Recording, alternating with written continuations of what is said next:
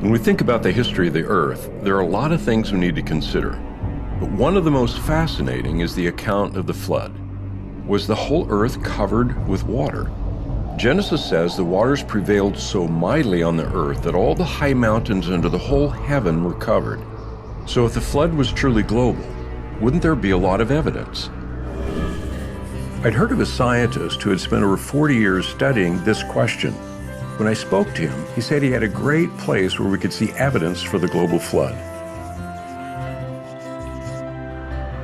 Steve, I got to admit, I've been here several times, but every time I come here, it is breathtaking. Besides being at home, Grand Canyon is my favorite place on Earth. Yeah. So, Steve, tell me, what do you see here? When we look at Grand Canyon, we see the inside story to the ground beneath our feet. And we kind of have a layer cake here, don't we, of strata that have been eroded for our benefit to see the inside structure of the Earth. These same layers are also in Colorado. We're also in Illinois, also in Pennsylvania. So when you say sedimentary strata, you're talking about the layers that we see? Yes. So the lowest layers are formed first. Those are sediment grains that were mixed, separated, and flowed in here from different directions and accumulated one on top of another.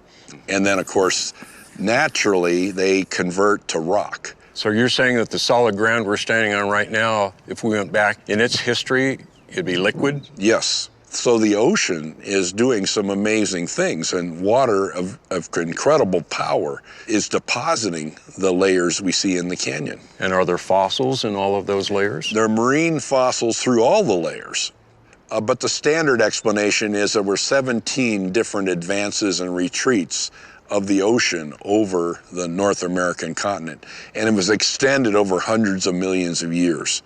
And what is the evidence that you see here that would say that doesn't seem to make sense? The 4,000 feet of flat-lying strata in the canyon are flat, and relative to one another, we look in between the strata layers and we don't see the passage of time in between layers. You mean erosion? Erosion, especially, and channeling on any great scale is not visible. And then we look at the strata themselves, and they provide evidence of rapid, very rapid sedimentation. Just minutes or hours is all that's needed to make layers. Well, tell me about the story of these layers. I mean, how did they get here? In the 600th year of Noah's life, on the second month, the 17th day of the month, the same day were all the fountains of the great deep broken up and the windows of heaven were opened. My understanding is the ocean floor upheaval occurred. Some type of magma or earthquake propelled the oceans over the continent. So that's why we get these marine fossils in these layers. Yes, and we have 6 months the waters prevailed upon the earth, another 7 months or so for the water to subside. The 4,000 feet of strata probably represents the early and middle part of the global flood right here in Grand Canyon. We have other strata locally in this Grand Canyon region. That's called the Grand Staircase. We have about 10,000 feet, 2 miles thickness of strata on top of the Grand Canyon. Higher than where we are. Higher than where we are. And that represents the later stages of the flood and the retreat of the floodwater. This surface was beveled by retreat of floodwaters. And as the flood retreated into the newly formed ocean basins, then the continents probably uplifted, and the ark, of course, was landed in the high country in the Middle East. Well, there's some people who say that that record is about a local flood. I believe it's a global flood, and all the high hills, or the whole heaven, were covered, a universal statement.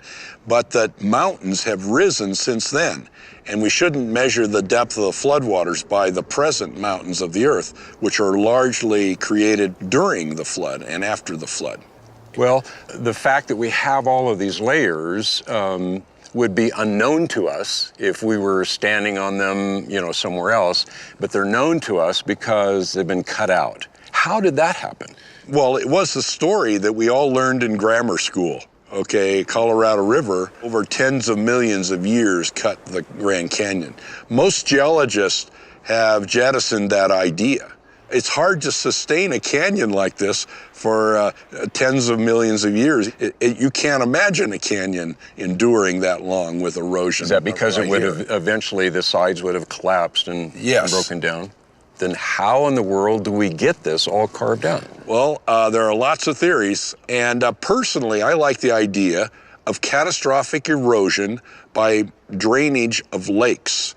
So after the flood, we have these large bodies of water, these lakes that are trapped. There's evidence of the big lake in the Painted Desert, a place called Hopi Buttes, about 500 cubic miles of water in this huge lake. And so the dam breaks, and all of that massive amount of water then is now pouring out and carving this. Yes, and how long would it take to erode Grand Canyon? Maybe weeks, but not millions of years. Time is not a magic wand that solves all the geologic problems of the world. Jettison that way of thinking about millions of years and then start thinking about catastrophic process like you've seen at Mount St. Helens, and that'll help you understand Grand Canyon. Everywhere we looked, Steve showed me evidence of the incredible power of moving water. It quickly laid down these enormous layers, then quickly eroded them away. Steve wanted to show me where the floodwaters first hit the continent, so he took me deeper into the canyon.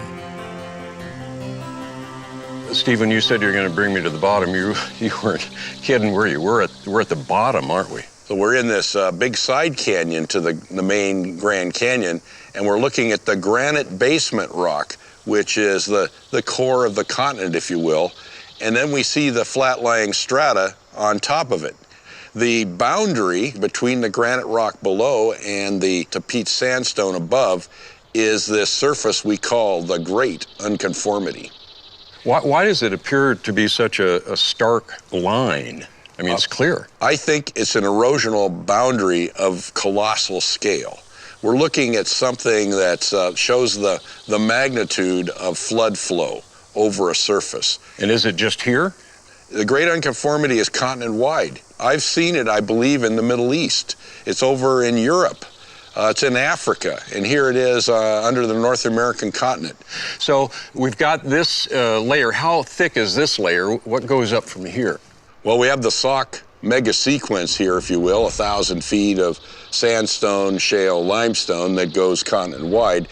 There are 4 other big sequence packages of strata that sit above it. Those are also very continuous like this. What we're seeing here is rather representative of the rest of the world. It makes one really question the notion that this all happened because of a small local flood. We're talking about something enormous. The power-moving water was beveling and pulverizing rock, depositing great thicknesses of layers and calling our minds to think about a global flood.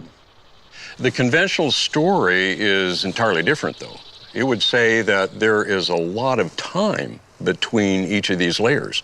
Some people have said that the Great Unconformity boundary here represents 500 million years. You mean between the granite we see and that first layer of the sedimentary rock? Yeah, they say that there may be 500 million years there.